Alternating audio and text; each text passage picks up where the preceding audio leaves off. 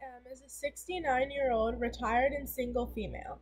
She was admitted from a rehab center because she had abnormal labs, including a potassium level of 6.9, a creatinine level of 3.2, and a BUN of 89.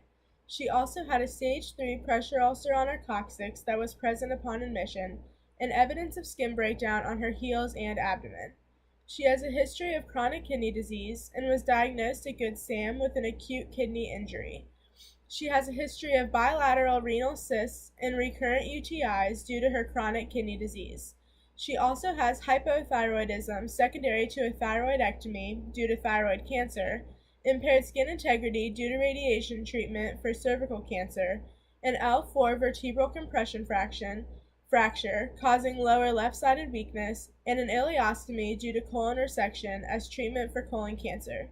She has a PEG tube to provide nutrition during the night that was placed in November of 2017, and an extended right hemicolectomy with an ileocolonic anastomosis, small bowel resection, partial gastrectomy, and a diverting loop ileostomy in October of 2017.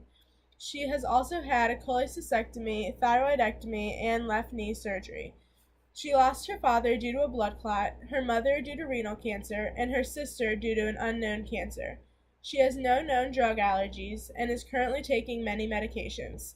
These include arginine for chronic wounds, levothyroxine for her hypothyroidism, midodrine for hypotension, nitroglycerin to prevent angina, aspirin as an antiplatelet drug, melatonin to improve her sleep quality, cholestyramine to treat post-cholecystectomy diarrhea, fenofibrate to help balance her cholesterol, ascorbic acid to provide the vitamin C that she does not receive from her diet, ferrous sulfate to treat her iron deficiency anemia, Florinex as a probiotic, metoclopramide and ranitidine to increase her intestinal motility as a treatment for GERD, vitamin D to increase her intake, and a multivitamin.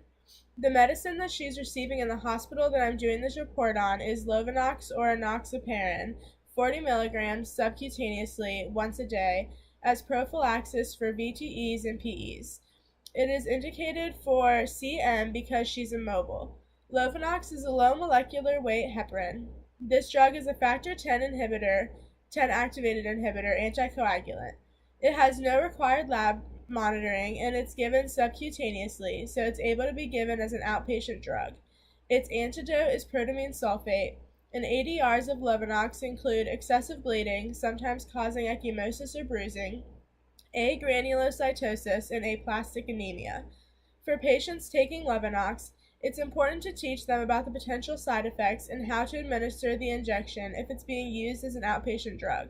For nurses, it's important to watch for signs and symptoms of adverse reactions, not to rub the skin or to aspirate when injecting Lovenox, and to never mix Lovenox with other drugs.